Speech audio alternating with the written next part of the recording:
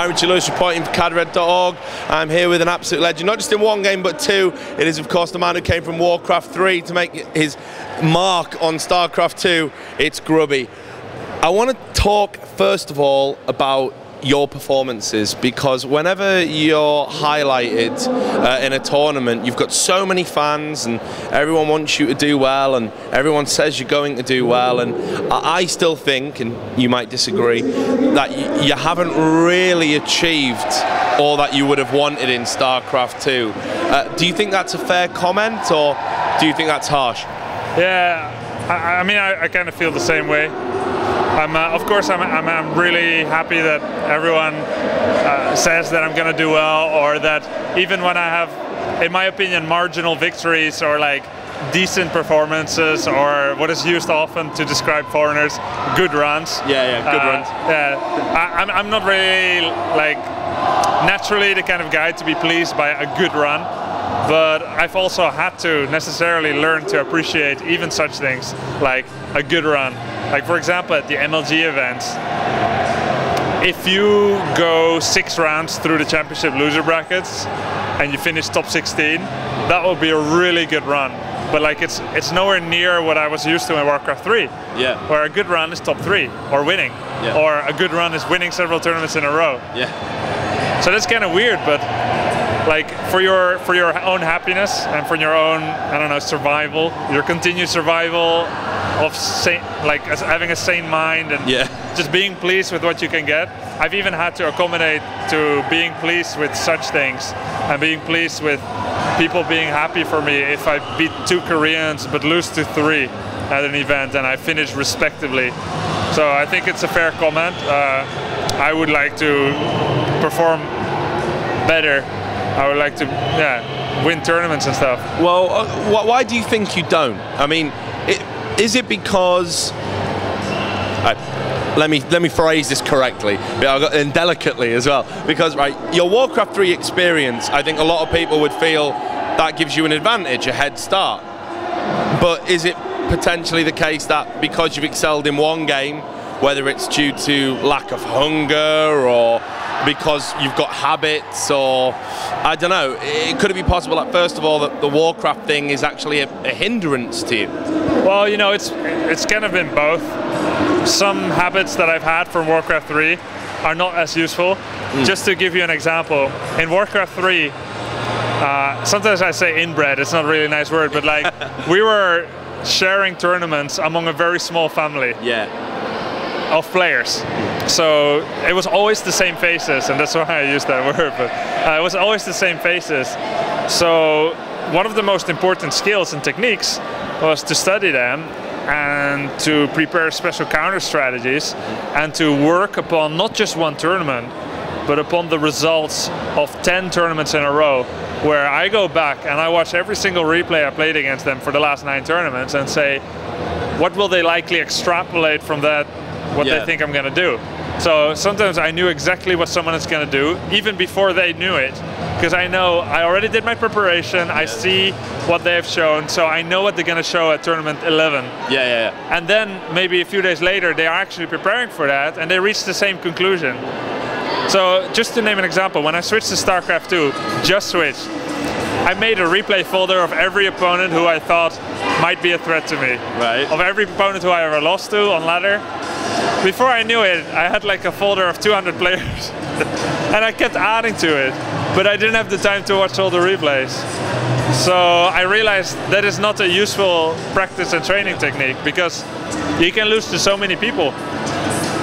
But what do you do now? I mean, is there anything that you've picked up different? And there was a period of time, I think I remember it was around about, it might have been ESWC last year, the one in France, not the one in Disneyland, but I didn't have StarCraft 2, I don't think, but certainly the one in 2011, you did really well, I felt, and people were saying this is it. He's got it now, he's going to get it, he's going to get there, and everyone was really hyping you up. Were you doing something different at that point, or is it just luck, or you know, do you have a training regime in mind now? I don't know how much of it is in the mind and how much of it is in the environment, but when I got 4th at ESWC, beating Nurcho, which people didn't expect them to, I just came back from Korea. And I won several online tournaments, and that effect, I feel like, stopped after a few months, and I was back to my usual self, where yeah, I improved, but not quite as lightning quick. And when I just got top 6 at WCS Europe here last week, also just came back from Korea. I see a pattern. I'm starting to see a pattern too, and it's not really long stints. It's like 1 week, 12 days, stuff like that. So I haven't been there for a very long period yet. Do I need that to take my game to the next level? Are the little baby steps of progress that I make now enough to reach, my ultimate ambitions? I don't know. Maybe I can make it in Europe. Maybe it's going to take long, maybe too long. Maybe I can make it in Korea. A lot of questions, but I do feel like I'm starting to understand the game a lot better. I am not the kind of guy who will be king of the beta and stuff. I've never been, so it's progress, not perfection, that I'm looking for. But is there an option for you to go to Korea right now? I mean, is that something, because you're an esports legend, there's no getting away from that. Could you click your fingers and make that happen, be there tomorrow? Basically, I think I could, probably, but I do have some responsibilities and some LAN tournaments, and I do have a place in the Netherlands, so it's not exactly as uncomplicated as someone who is still living at home or whatever. Like, my costs in the Netherlands still continue. Yeah, so of course. Say I lease an apartment in Korea, it's going to be double costs, right? So I can use my sponsorships for that, or find extra sponsorships, but it's not going to be like completely uncomplicated. Is it possible, however? Yeah, it is possible. I have to find a place in my schedule. Do you ever look over at what's happening with Moon at the moment? Because I know you're going to know him very well, and think, he's kind of improving now. As, again, a lot of people were saying he's going to massively underachieve, and he's starting to really bring it together and put a run. Is there any enviousness on your part? No, not at all. Actually, I want him to do well, because I feel like a kindred spirits thing with him. I think actually Moon has already done the best that he's gonna do. I think he's already done better than me. Like, he got some second places at big tournaments. Now I feel like he's dropping off again, and I can't really blame him. He's with child. I mean, he has a baby. He's not with. Yeah, I know what you mean. Yeah. He's married and has a child, so that's gonna be priority number one. Yeah, absolutely. Right, you said you're never going to be the king of the beta, so you know what my next question is, Heart of the Swarm, right? I mean, is that going to set you back to zero, square one? Well, actually, I think I did quite well when the Frozen Throne came out back in WarCraft 3, because I felt like it added a lot to the game, like it filled in a lot of gaps, and I enjoyed the game better. I'm hoping that with Heart of the Swarm is going to be the same thing, and from what I've seen so far, like, I definitely think they're starting to head in the right direction. Blizzard, that is. Yeah, of course. Like, they're finally listening to the pro gamers, to me, and to the community in a more concerted effort. And they're starting to pick up on a lot of the common issues, like PvZ late game, Mothership Neural, coin flip, stuff like that. And whether they can break like the save up to one big fight situation, I don't know. I don't know if it's like necessary to. It would be nice, but like, it's so hard to plan that. But I do feel like they're starting to pick up on a lot of the issues, and for me, my greatest skill and my greatest power is always enjoyment of the game. So if I can enjoy the game more when Heart of the Storm comes out, that's going to make my performance go up too. I know that for sure. Has there ever been a point where you haven't been enjoying the game? Or has there ever been a point when you've thought, you know what, I'm grubby, I don't need to keep doing this. I could go into commentary, I could become a manager, I could leave esports altogether, and I made some money, everyone's going to remember me. Has that ever crossed your mind? No. It hasn't. Damn, I built that question up so much and nice, flat no. Nice try, though. No, it hasn't happened. All of that. Even if I get like frustrated about parts of the game, like, it makes me want to improve at it. It's not just some talk. Like, I know that if I strip away everything else, I would still be playing the game. I could enjoy it more maybe if like certain things get fixed, but no, that has not been a problem. Your name comes up quite a lot in esports stories. There was the issue regarding the sponsorship, not so long ago with the Steel Series thing, blah blah blah, and there was a lot of attention put on that.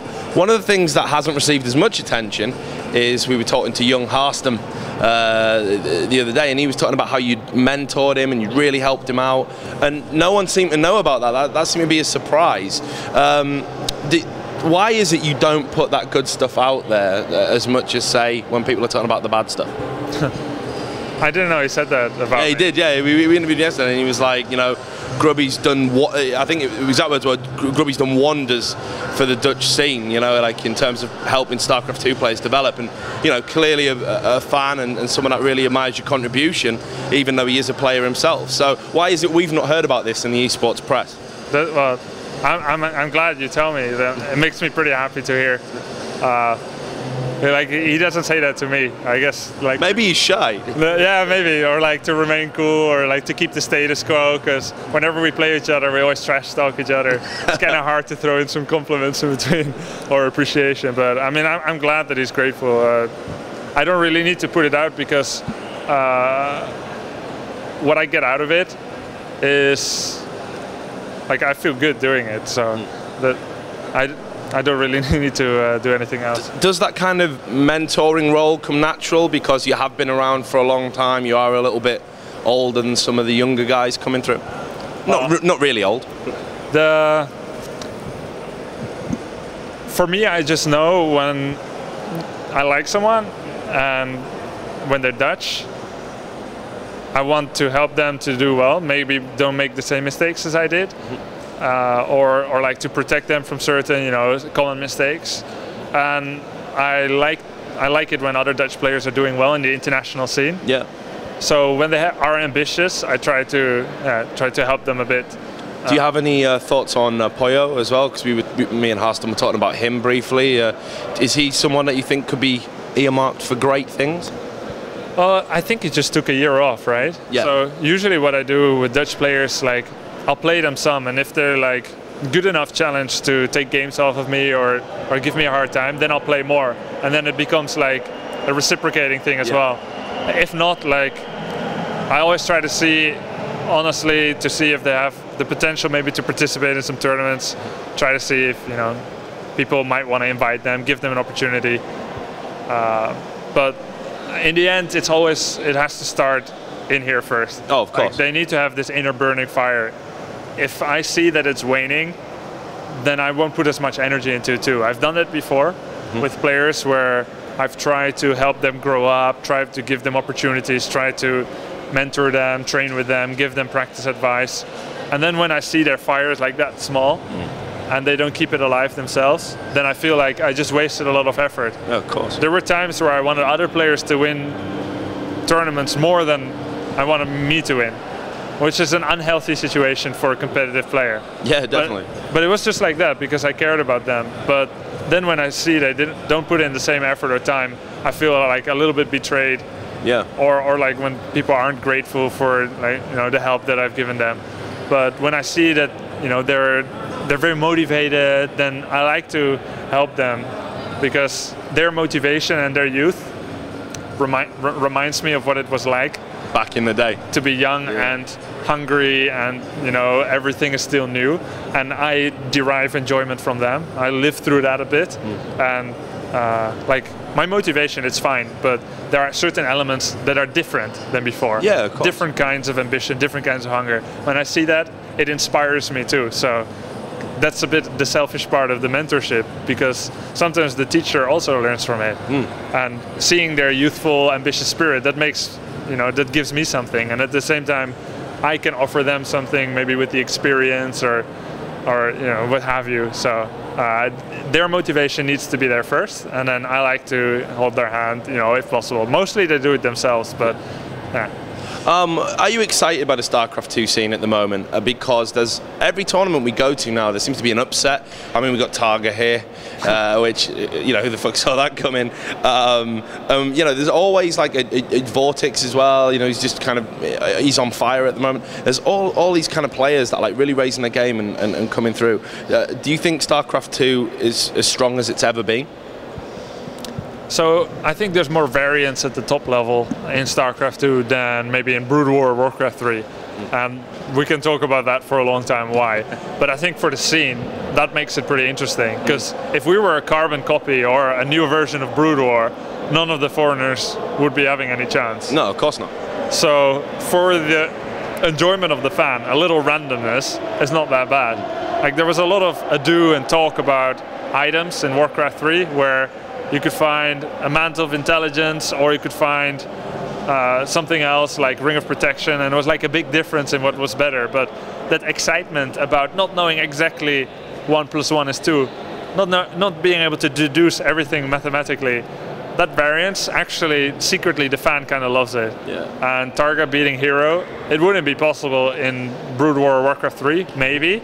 But then again, to be fair, yes, he's kind of new to the scene, and some people may think it's a bit of a joke or whatever. But he was at the Ministry of Win. Yeah, exactly. He is full time. Yeah. He is putting in the effort. Probably he trains more than Stefano or whatever. Him finishing above Stefano, it's not that bad or that ridiculous or whatever. Yeah, he, of course, Stefano proved it so many times. I'm not saying he's better. No, of course not. No. But just the very fact that he puts in the time and the effort, he goes to the training house. Yeah, it's cool. He gets a break now. He's in the money. He beat Hero. It's not that much of a fluke either. For example, 1 month ago, IEM Gamescom, he beat Ace, Oz, and then I beat him. So that he didn't end up qualifying, but that's 3 Korean Protoss notches on the helmet, on the belt already. So had Hero taken him completely seriously, he would have looked up some replays and VODs, see that this guy is prone to some cheeses, and he would be maybe more, but it's probably underestimation at its finest. In any case, you asked me about StarCraft 2. I did, yes. Yeah, I think some variants, and just the pace of the game, like fights happen quite fast. I think it makes for a really good spectator sport. And am I excited about that? Yeah, like super much. I wish Warcraft 3 had as much spectator appeal, but now looking back at it, I know it doesn't. It's too hard to understand. Yeah. It's too long-winded, like too much creeping, too long without fights. For me, a game connoisseur, watching a Warcraft 3 game is still more fun than watching a StarCraft 2 game, just because of some nuances of the game, how deep it is. I was going to say depth. Yeah, depth. But depth isn't that good to appeal to the masses. So some depth. Yeah, there is a lot of depth in StarCraft 2. Actually, it's a really complicated game, but only depth is apparently not good. So I'm super excited about where StarCraft 2 and esports are going. Yeah. Are you super excited about the Brood War guys going to be coming in to kick some ass? Apparently. Yes. How do you think it's going to go? I don't know. Like, I don't know where it's going to end. I'm super excited about SKT1 Reign right now. I'm also super excited about MLG Pro League Invitational. Do you know about that one? Yeah, well, I think we've run a story on it. I hope we have. Cadre.org. No, but I'm going to be playing against a lot of Kespa players, like 24 Kespa players soon in that league. So pretty excited about that too. How do you think you're going to get on? Well, the prize money is not good. It's only, I think. But the prestige, though. Yeah, the prize money is not good. The schedule is quite hard, and also only the #1 European will qualify. So I just see it as practice and prestige, like an ability to play the Kespa players. Because to be fair, like they probably barely know me, right? So how am I going to establish a relationship with them to practice? This is it. So. That's what I take away from it, and that's really exciting for me. Final question before that, where can we find more Grubby? Because I know you've got loads of fans. They're going to want to know what you're going to do next, how you're going to bounce back from here, what tournament you're going to be at. So what are your plans? I wish I could say my homepage, but it's been down for rather long. Sorry about that, guys. Followgrubby.com still down. I'm getting a new guy to work on it. So it could be done soon, but I've been the limiting factor. I need to say exactly what I want on it, and I just haven't had the time recently for a month. I haven't been streaming that much either. Yeah, I noticed you've not been as busy. So, I've been busy. But rather not busy playing and streaming, yeah. Yeah, I've been training like hell, and I've been traveling a lot to tournaments, and I think the results have shown that too, so that's good. I'm very satisfied with qualifying for WSCS Global Finals, but now it's time to get back to the routine. You can find out, of course, on my Twitter, twitter.com/followgrubby, Facebook/followgrubby.com, obviously.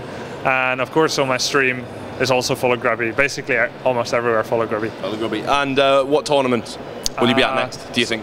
So I think for about a month or so, no offline tournaments. Well, everyone's talking about DreamHack Bucharest, maybe. That come up a few times. I don't think I'm going to go there. MLG Dallas, 2 to 4 November. And then I don't think anything that has been announced yet. Okay. But I'm playing online leagues, the PokerStrategy.com league. I might be casting some of the other Poker Strategy matches. And I'm playing the MLG Pro League Invitational, MLG Fall Invite Only qualifiers. So I've got plenty of work on my hands. That's good. Well, I'm looking forward to following you. It's great to finally get an interview with you as well. Always a pleasure to see what you're up to. Very articulate man. To all the people out there, be sure to follow Grubby, as he said, and you can follow more coverage from here at DreamHack Valencia 2012 over at cadred.org.